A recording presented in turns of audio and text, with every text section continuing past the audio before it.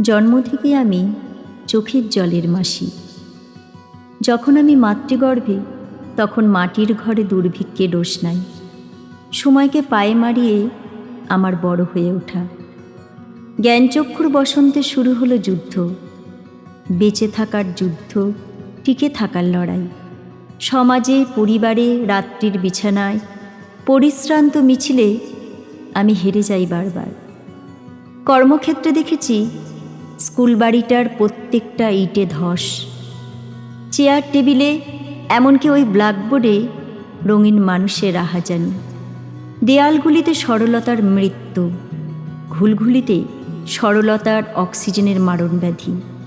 একটা ভালো মানুষের হৃদয় ফেরত মৃত্যু লুকিয়ে আছে স্কুল বাড়িটার প্রত্যেকটি রন্ধে। আমার হেরে যাবার সাথে সাথে দেশটার মৃত্যু ঘটেছে অনেকবার, কখনো সরলতার, কখনো মানবতার, আবার কখনো নীরবতার। আমিও চেয়েছিলাম আর 5টা মেয়ের মতন আমার জীবন হোক, ওদের মতো রূপালী, বর্ণালী, স্বর্ণালী। ঘর সংসার, বর, সন্তান সন্ততি কিছুই পাইনি জীবনে। অপমানের কুয়াশার ছত্রছায়ায় আমার বাস। প্রত্যেক দিন অঙ্গহানি, মুখ বুজে পান করি আধুনিক মানুষের তুচ্ছ তাচ্ছিল্যের প্রযুক্তি। দেখতে দেখতে 60-এর সিঁড়িতে জীবনে শুধুই অন্ধকারের বিলাপ। আলো, আকাশ, সবুজ সবই মরীচিকা। ভারতবর্ষের চিলেকোঠাতে প্রতিনিয়ত দেখেছি একটা মৃত্যুর ধস্তাধস্তি। অনেকবার মানচিত্র ঘেঁটেছি, দেখেছি মৃত্যুর উপশম। একটা পায়রা, একটা কুকুর, পথচারী বেড়াল, নিহত এবং নিভন্ত ধ্যাধেরে উনুনটার মতো বহু পুরানো, বিকলাঙ্গ, দ্বিধাগ্রস্ত একটি হৃৎপিণ্ড। চোখের মলাটে এক একটা পরাজয়ের নির্ঘণ্ট। সারা জীবন আমি স্বপ্নের সাথে খেলা করেছি। স্বপ্ন দেখতে দেখতে কখন যে হারিয়ে গেছি এগুলি ওইগুলি, সেইগুলিতে বুঝতে পারিনি। মনে পড়ে কোন এক 25শে বৈশাখের কথা। নাচ, গান, আবৃত্তি করব বলে ছুটে গিয়েছিলাম ওদের কাছে। কত বলেছি একটা গান করব, একটা কবিতা বলবো, শুনেও কেউ শোনেনি। মঞ্চে উঠতে পারিনি। আমার চোখ জুড়ে তখন বর্ণ পরিচয়ের ধারাপাত।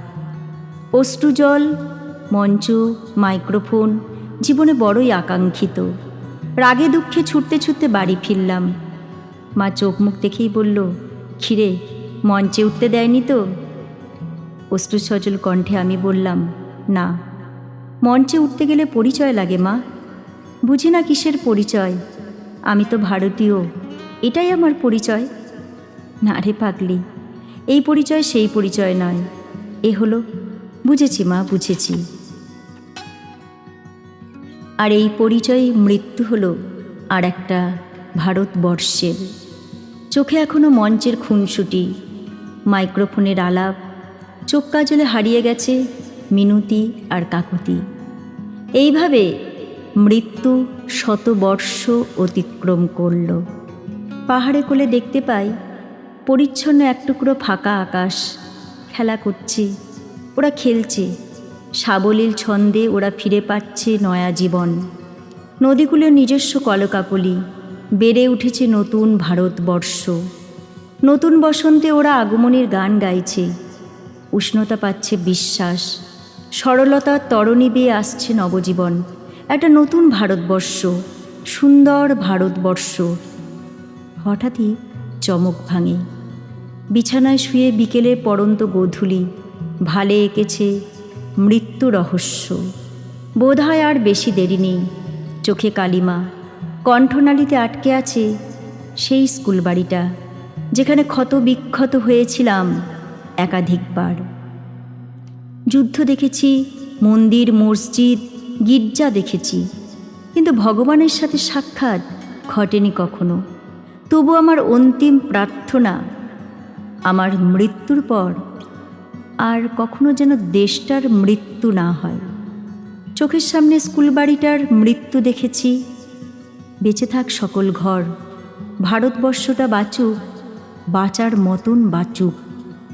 আজ যেন সরলতা হারিয়ে না যায় সরলতার আড়ালে।